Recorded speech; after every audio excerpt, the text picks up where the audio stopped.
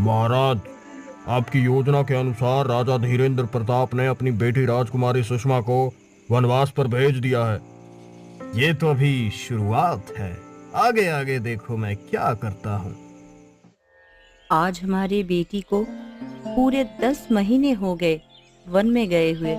न जाने वो वहाँ किस हाल में होगी। मुझे तो उसकी बहुत चिंता हो रही है। सिर्फ तुम्हें ही नहीं, मुझे भी उसकी चिंता है, लेकिन मैं कुछ भी नहीं कर सकता। इसी में उसकी और हमारे राज्य की भलाई है। 2 महीने और सब्र कर लो, फिर हमारी बेटी का वनवास पूरा हो जाएगा और वह पुनः हमारे साथ होगी।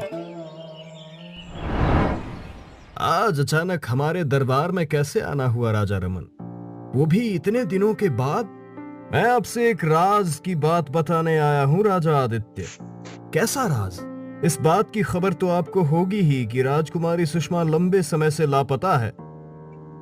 हाँ, मुझे इस बात की जानकारी स्वयं राजा धीरेन्द्र प्रताप ने दी थी और उन्होंने ये भी कहा था कि 1 वर्ष पूरे होते ही वो वापस आ जाएगी। वो लापता हुई नहीं बल्कि की गई है। या क्या कह रहे हैं? भला कौन ऐसा करेगा? ऐसा खुद राजा धीरेन्द्र प्रताप ने किया है, क्योंकि वो आपके बेटे से अपनी बेटी का विवाह कराना ही नहीं चाहते। आप मुझे राजा धीरेन्द्र प्रताप के खिलाफ भड़काने की कोशिश ना करें तो ही अच्छा है, क्योंकि मुझे उन पर पूरा विश्वास है। अगर उन्होंने कहा है कि 1 वर्ष बाद उनकी बेटी वापस आ जाएगी, तो इसका मतलब वो वापस आ जाएगी। अब आप यहां से जा सकते हैं। अगर वो वापस नहीं आई तो फिर आप क्या करोगे? अगर ऐसा होता है तो उसे मैं अपना और अपने राज्य का अपमान समझूंगा, और फिर मेरे क्रोध से राजा धीरेन्द्र प्रताप और उनके राज्य को कोई नहीं बचा सकता।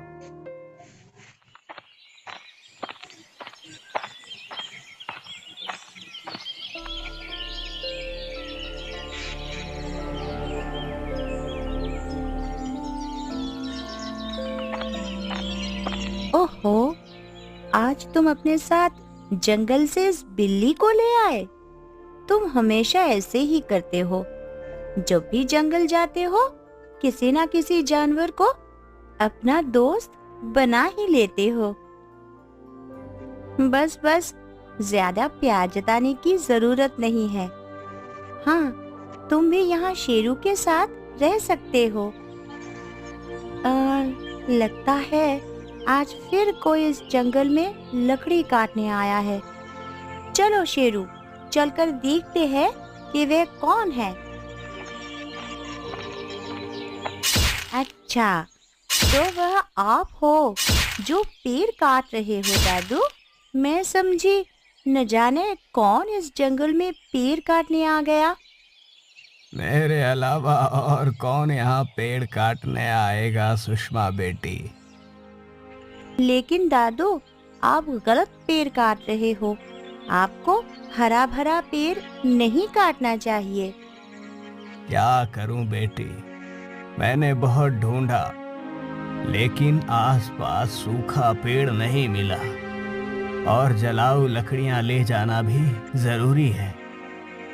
अगर आप जंगल के हरे भरे पेड़ काटते रहोगे, तो एक दिन जंगल के सभी पेड़ पौधे खत्म हो जाएंगे। फिर अब क्या करोगे? बातें तो ऐसी समझदारी की करती है जैसे तू कहीं की राजकुमारी है। राजकुमारी तो मैं हूँ दादू। क्या तू सच में राजकुमारी है? और नहीं तो क्या, मैं इस जंगल की राजकुमारी हूँ। अच्छा, मैं तो कुछ और ही समझा था। आप क्या समझे थे दादू? मैंने समझा था जैसे तू सच में ही एक राजकुमारी है। मैं और राजकुमारी? मैं अगर राजकुमारी होती तो वन में थोड़ी ना रह रही होती। हाँ, तू बिल्कुल सही कह रही है बेटी, लेकिन 10 महीने हो गए तुझे यहाँ रहते हुए। आज तक तूने नहीं बताया कि तू कहाँ से आई है। समय आने पर आप सब जान जाओगे दादू। तू और तेरी बातें, तुझसे जीत पाना तो नामुमकिन है। मैं जानता हूँ तू यहाँ आ गई है तो मुझे ये पेड़ नहीं काटने देगी। तो अब तू ही बता कहाँ सूखा पेड़ ढूंढूं? सूखे पेड़ ढूंढने में आपकी मदद शेरू करेगा दादू। अब मैं भी बाजार जाकर जरूरी सामान ले आऊं। आज पूरे 10 महीने हो गए राजकुमारी को ढूंढते ढूंढते, लेकिन हमारे सभी गुप्तचर उसे ढूंढने में नाकाम रहे।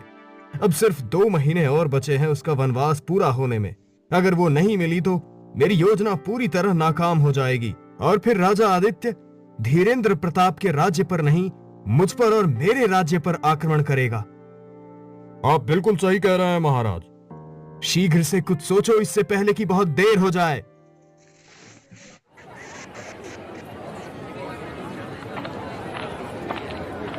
काका, मुझे ये गोभी देना, वे पलक देना और ये आलू भी देना।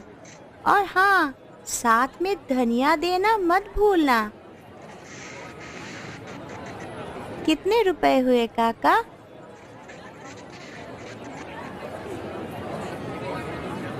मुझे पता है तू मुझसे क्या क्या मांगेगी। भला मैं तुझसे इनके दाम कैसे ले सकता हूँ बेटी?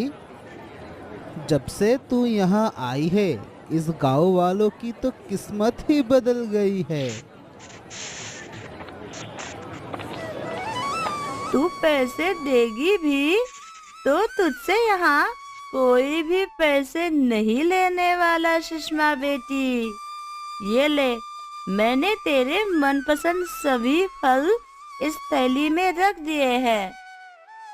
आपका बहुत बहुत धन्यवाद शीला मौसी और धीरज भैया। क्या बात है, इस लड़की से कोई भी दुकानदार पैसे नहीं ले रहा है। क्या ये इस राज्य की राजकुमारी है या फिर ये यहाँ की मुखिया की बेटी है? अरे ये लड़की हमारे लिए राजकुमारी और मुखिया की बेटी से कहीं बढ़कर है। इसने हमारे लिए जो कुछ भी किया है वो आज तक इस राज्य के राजा और हमारे मुखिया ने भी नहीं किया। इस लड़की ने ऐसा क्या कर दिया जो एक राजा भी नहीं कर पाया? इस लड़की के आने से पहले हम सब गांव वाले एक दूसरे से लड़ाई झगड़ा करते रहते थे। हमारा और हमारे बच्चों का कोई भविष्य नहीं था, लेकिन इसने हमें जीना सिखाया, जीने के नए नए तरीके सिखाए और आज हम सब गांव वाले एक होकर तरक्की कर रहे हैं। ये लड़की हमारे बच्चों को शिक्षा दे रही है। ओह, तो यही वजह है आप सबके उससे पैसे ना लेने की। कहीं यही लड़की तो राजकुमारी सुषमा नहीं है? आपने कहा कि जब से ये लड़की इस गांव में आई है, इसका मतलब ये लड़की इस गांव की नहीं है। तो फिर कहाँ की है? हमें क्या पता भैया, ये कहाँ की है, कहाँ से आई है। हम तो बस इतना जानते हैं कि 10 महीने पहले ये यहाँ आई और नदी किनारे झोपड़ी बनाकर रहने लगी। हम जब भी उससे उसके बारे में पूछते हैं तो कहती है समय आने पर सब पता चल जाएगा। ये लड़की राजकुमारी है या नहीं, मुझे इसका पता लगाना होगा।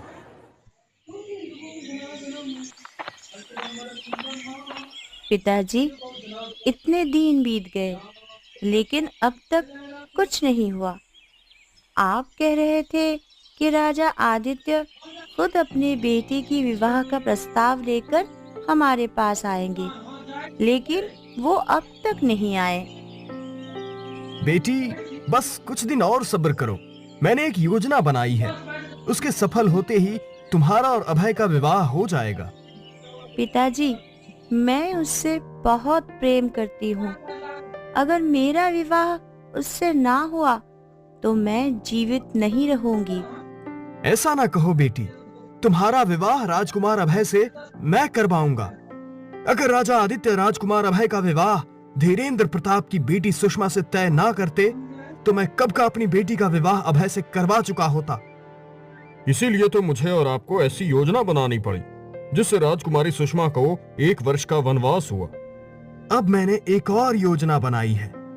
अब राजकुमारी सुषमा को मरना होगा।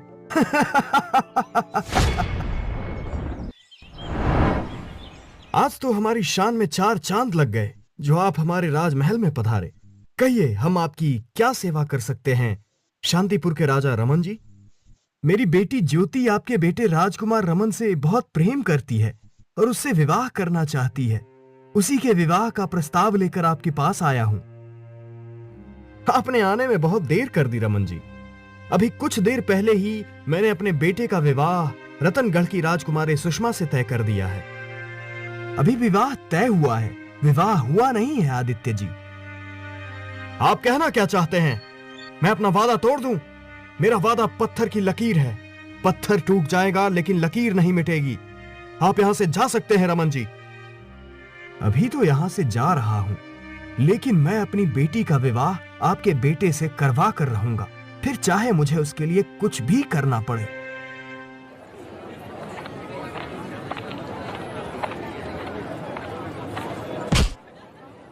क्षमा करना बाबा, मैंने आपको आते हुए नहीं देखा।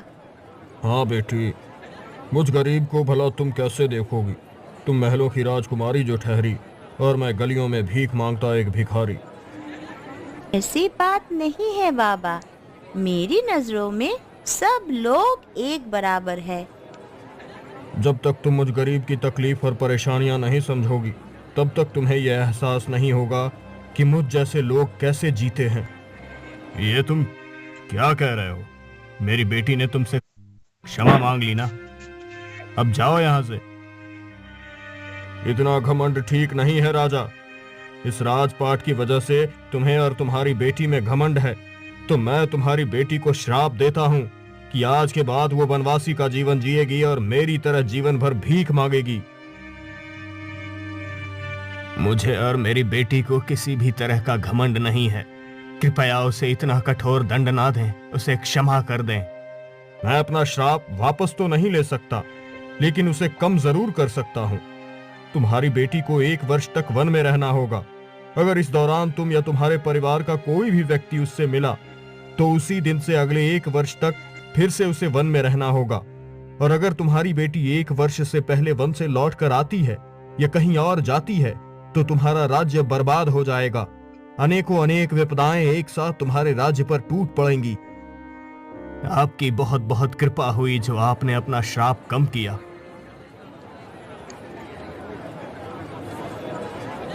तुम दोनों किसके बारे में बात कर रहे हो? तुम चारों कहां से आए हो? इससे पहले तुम्हें यहां नहीं देखा। हम सब राजा के सैनिक हैं। मैं जो पूछ रहा हूं उसका जवाब दो, नहीं तो तुम्हें बंदी बना लूंगा। हम दोनों तो उस लड़की के बारे में बात कर रहे थे जो कुछ महीने पहले यहाँ आई थी और अभी नदी किनारे रहती है। हो न हो वही लड़की राजकुमारी सुषमा ही होगी।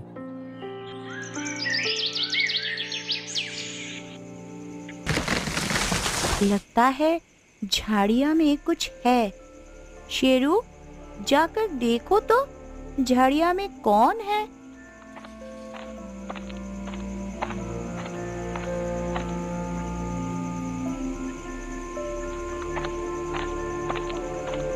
तुम कौन हो और झाड़ियां के पीछे छुपकर क्या कर रहे हो? मैं वीरपुर का राजकुमार अभय हूँ और राजकुमारी सुषमा को ढूंढते हुए यहाँ आ गया हूँ। अच्छा, तो यही है वीरपुर के राजकुमार अभय, जिनसे पिताजी ने मेरा विवाह तय किया था। इनकी बातों से लगता है जैसे इन्होंने मुझे नहीं पहचाना। तुम्हें क्या लगता है राजकुमारी सुषमा झाड़िया के पीछे छुपी होगी? अरे नहीं, वो तो मैं।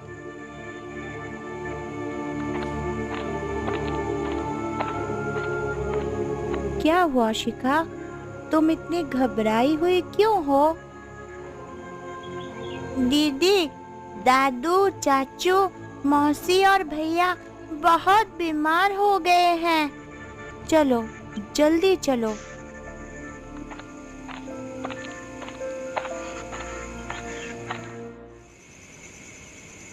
आप सभी ने फिर से वही जहरीले मछली खा ली है ना, जिसे मैंने आप सबको खाने से मना किया था।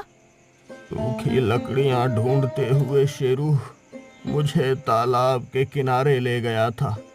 वहां सूखी लकड़ियां तो नहीं मिली, लेकिन तालाब में मछलियां मिल गईं, जिन्हें पकड़कर ले आया।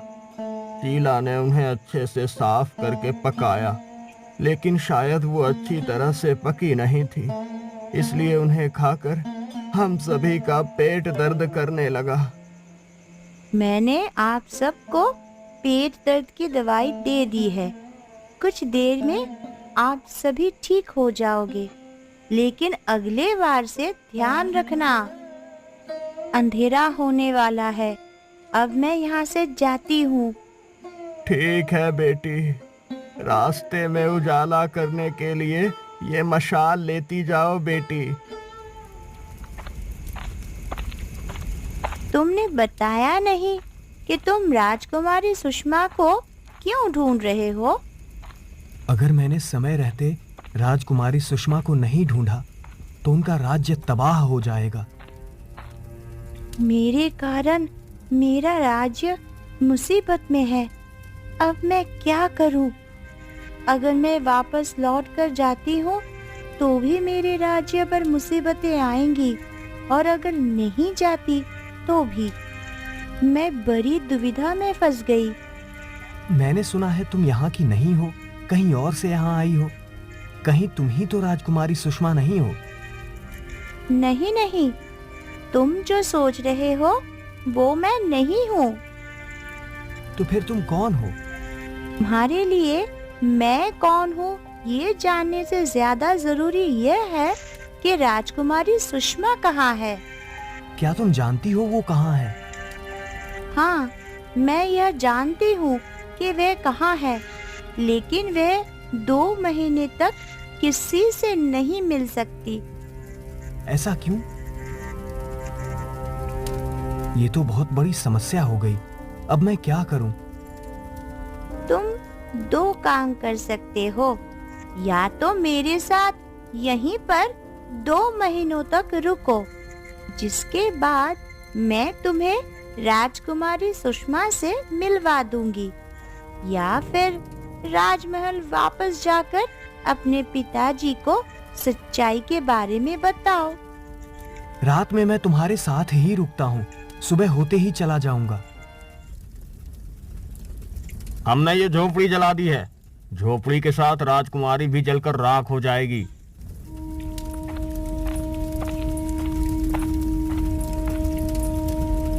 मेरी झोपड़ी में आग किसने लगाई? ए लड़की, क्या ये झोपड़ी तेरी है? हाँ हाँ, यह मेरी झोपड़ी है। इसका मतलब तू ही है राजकुमारी सुषमा। इसे उठाकर जलती हुई झोपड़ी में फेंक दो। शेरू, मेरी रक्षा करो।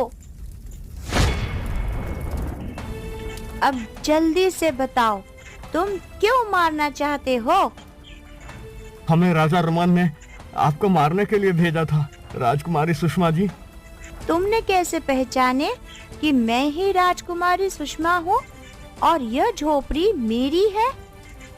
गांव वालों से पूछताछ करने के बाद हमें शक हो गया था कि ये झोपड़ी आपकी है। हमने सोचा कि आप अंदर सो रही होंगी, इसलिए हमने झोपड़ी में आग लगा दी। भला राजा रमन मुझे क्यों मारना चाहेगा? वो सब हमें नहीं पता। हाँ, हम तो बस उनके आदेश का पालन कर रहे थे। जी हाँ। मैं अब समझ गया कि राजा रमन आपको क्यों मारना चाहते हैं। भला राजा रमन मुझे क्यों मारना चाहेगा? वो नहीं चाहते कि मेरा और आपका विवाह हो। वो अपनी बेटी का विवाह मुझसे करवाना चाहते हैं, इसलिए उन्होंने आपको जान से मारने की साजिश रची। मुझे तो ये भी लगता है कि आपको वनवास भेजने में भी उनकी कोई चाल है। उन्होंने अपनी बेटी की विवाह आपसे करवाने के लिए 2 राज्यों के बीच होने वाले युद्ध की भी परवाह नहीं की। अब जब सच्चाई का पता चल चुका है तो अभी जाकर मेरे पिताजी और आपके पिताजी से राजा रमन की चाल के बारे में बताना होगा। मैं अपने पिताजी के वचन से बंधी हूँ, इसलिए मैं आपके साथ नहीं चल सकती। आप जाइए और दोनों राज्यों के बीच होने वाले जंग से बचाइए। लेकिन आप अकेले यहाँ? मेरे शुभचिंतक यहाँ आ चुके हैं। अब मुझे कोई खतरा नहीं है।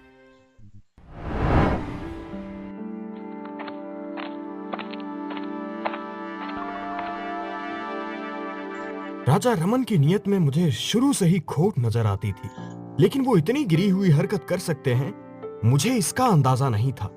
राजा धीरेन्द्र प्रताप के पास जाकर उन्हें रमन की चाल के बारे में बताना होगा।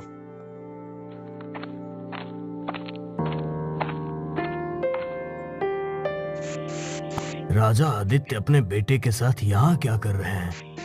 कहीं कुछ गड़बड़ तो नहीं है? हमारे राज्य में आपका स्वागत है, हमारे होने वाले समधी और दामाद जी। आपका बहुत बहुत धन्यवाद, हमारी होने वाली बहू के पिता राजा धीरेन्द्र प्रताप।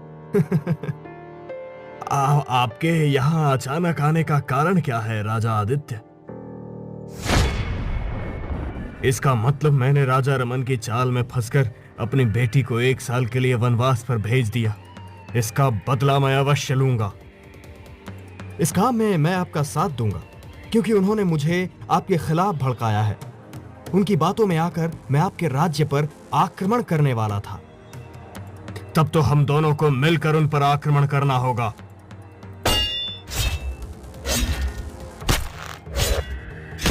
तुमने मुझे राजा धीरेन्द्र प्रताप के विरुद्ध भड़काने की कोशिश क्यों की? यह सब मैंने अपनी पुत्री के मोह में आकर किया। वो आपके बेटे राजकुमार अभय से विवाह करना चाहती थी, लेकिन आपने अपने बेटे का विवाह राजा धीरेन्द्र प्रताप की पुत्री सुषमा से तय कर दिया था। किसी भी तरह अपनी पुत्री का विवाह आपके बेटे से करवाने के लिए मैंने षड्यंत्र रचा था। मुझे क्षमा कर दो। तुमने जो कुछ भी किया, तुम्हें उसके लिए सजा मिलेगी। तुम्हारा राज्य अब मेरे अधीन रहेगा और तुम मेरी काल कोठरी की शोभा बढ़ाओगे। हम दोनों ने मिलकर अपने दुश्मन को उसके किए की सजा दे दी है। अब बस ये विवाह हो जाए तो हम चिंता मुक्त हो जाएं। वनवास के 1 वर्ष पूरे होते ही विवाह भी संपन्न हो जाएगा। बस कुछ दिनों का इंतजार और है।